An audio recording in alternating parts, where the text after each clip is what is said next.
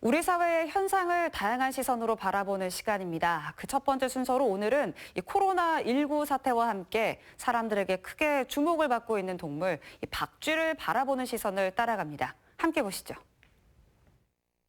지난해 12월 중국 후베이성 우한시에서 시작된 코로나19 사태. 지금까지 약 8만 명의 환자가 발생했고 2천여 명이 사망했습니다. WHO는 이 바이러스의 1차 숙주로 박쥐를 지목했습니다. 기존에 2013년도에 중국의 중간 관박지에서 검출됐던 그 코로나 바이러스와 한 96% 이상 일치한다는 게 밝혀졌거든요. 감염병의 원인으로 박쥐가 지목된 건 이번이 처음이 아닙니다. 2000년대 초반에 유행했던 그 지금과 유사한 그 사스 코로나 바이러스 감염증 같은 경우에도 추후에 이제 연구를 해보니까 이 박쥐에서 유사한 바이러스들이 발견된 사례가 있습니다. 1998년 말레이시아에서 유행했던 니파 바이러스, 2002년 사스 바이러스, 그리고 2015년 우리나라에서도 100여 명이 감염됐던 메르스 바이러스까지 모두 박쥐가 1차 숙주였습니다. 최근에 유행하는 신종 감염병의 원인에 빠지지 않고 등장하다 보니 박쥐를 바라보는 사람들의 시선은 곱지 않습니다. 처음에 그 박쥐에 대한 아무 생각 없이 그냥 박쥐가 있구나라는 느낌이 들었는데 그런 뉴스를 접해보고 약간 박쥐를 좀 꺼리고 약간 격리시켜야 한다는 그런 느낌이 들었어요. 그래도 병들이 박쥐 때문에 생기니까 뭔가 피해야 된다는 생각이 드는 것 같아요.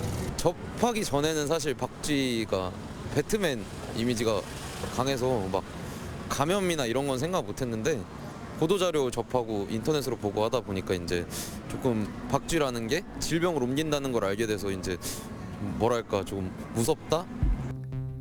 하지만 전문가들은 무턱대고 공포심을 가질 필요는 없다고 말합니다.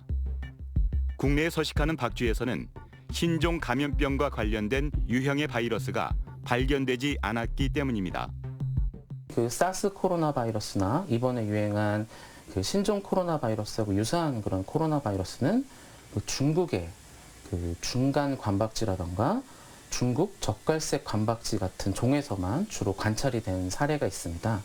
그리고 이제 말씀드린 니파 바이러스 이런 애들은 이제 주로 과일박쥐류에서 검출이 됐었고요.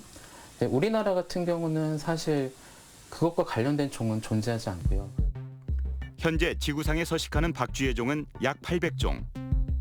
문제가 된 중국 관박쥐류는 우리나라에서는 서식하지 않습니다. 그렇다면 왜 유독 박쥐만 계속해서 인수 공통 감염병의 1차 숙주로 지목되는 걸까요? 박쥐뿐만 아니라 다른 야생동물들이 다 관여가 될 수 있다라고 저는 생각을 합니다. 다만 이 박쥐 같은 경우는 아무래도 군집 생활을 하다 보니까 이 새로운 그 병원체가 그 군집에 유입이 됐을 때 그 전파되거나 그 병원체의 어떤 증식되는 양상이 좀 더 높을 수가 있거든요. 그런 그 병원체의 증식이 높아지다 보면 변이주가 다양하게 나올 수 있고 그런 것들이 이제 박쥐 그 군집 안에서 다양한 그 바이러스의 변이주들이 발견되는 원인이 될 수 있을 거라고 생각하고요. 전문가들은 박쥐가 바이러스를 저장하고 있는 일종의 저수지라는 표현에 동의하지 않습니다. 기존의 니파 바이러스나 사스 코로나 바이러스하고 유사한 아이들이 이 박쥐에서 검출이 됐기 때문에 전 세계적으로 박쥐에서의 어떤 바이러스 검출 연구가 많이 이루어졌습니다.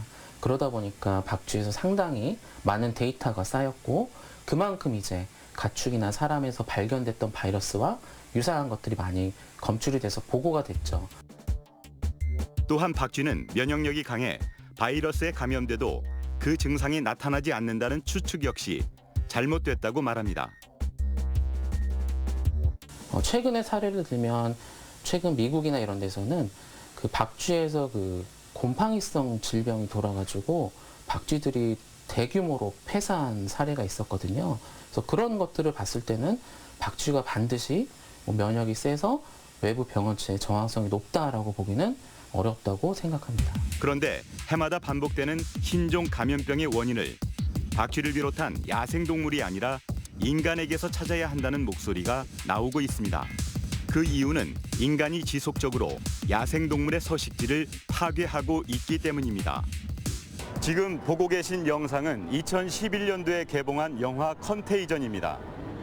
현재 전 세계적으로 유행하고 있는 코로나19 사태를 마치 예견이라도 한 듯한 내용으로 다시 화제를 모으고 있는데요. 영화는 전염병의 원인으로 인간의 무분별한 산림 파괴를 지목합니다. 서식지를 잃은 박쥐가 인간의 영역으로 들어오게 되고 여기에 위생에 대한 안이한 인식마저 더해지면서 인류를 죽음의 공포로 몰고 간 겁니다. 그렇다면 영화 속 이 재앙은 그리고 코로나19 사태의 원인은 박쥐에게 있는 것일까요? 아니면 인간에게 있는 것일까요?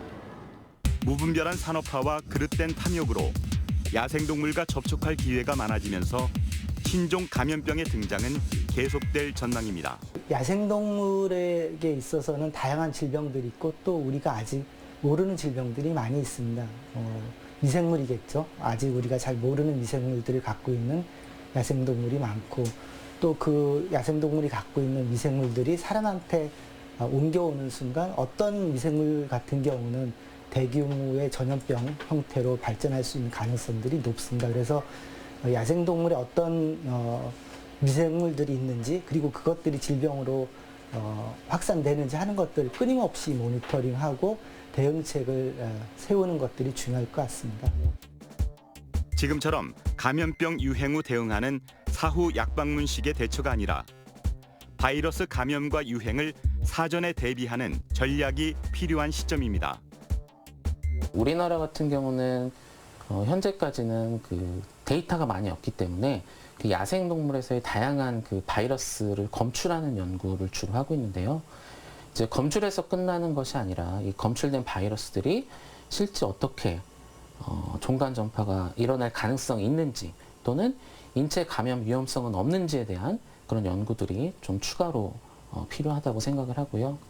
사실 대부분의 야생동물들은 태초부터 인간과 삶의 터전을 공유해 왔습니다. 청주시 미원면에 있는 청석굴에서도 그 흔적을 찾아볼 수 있습니다.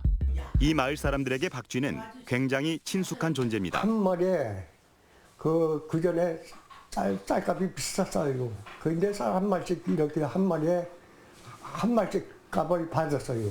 지금은 농촌 마을의 귀한 관광 자원이 된 박쥐.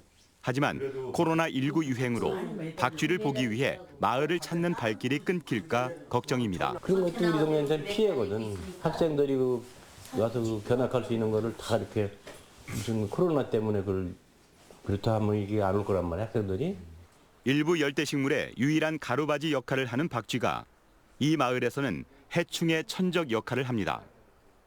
만약 박쥐가 사라지면 해충이 창궐할 것도 걱정입니다. 여름에 날려다니면 날파리 같은 거 모기 같은 거 다 잡먹거든요. 박쥐가 날려다니면. 요즘은 시골집에서도 쉽게 볼 수 없는 박쥐가 우리 농업에 큰 도움이 된다는 사실 알고 계신가요?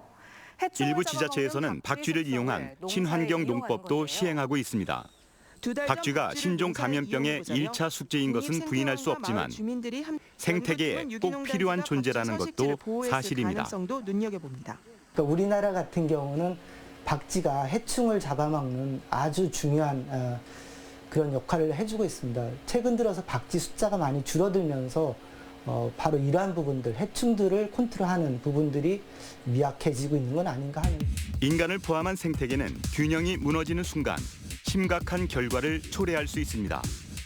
현대사회 생태계에서 최상위 포식자의 위치에 있는 인간은 이 생태계를 보존할 의무가 있습니다. 신종 감염병의 위협에 살고 있는 지금 박쥐가 공포의 대상이 아니라 공존의 대상이란 걸 기억해야 합니다. 최근에 이제 원헬스라는 그런 개념이 등장했는데요. 그 사람만의 보건, 가축만의 보건 위생이 아니라 우리 전체 사람이 관여된 환경과 야생동물, 가축 이런 전체적인 생태계 차원에서 우리가 종합적인 어떤 보건 위생 차원의 어떤 그런 접근이 필요하지 않을까라고 생각합니다.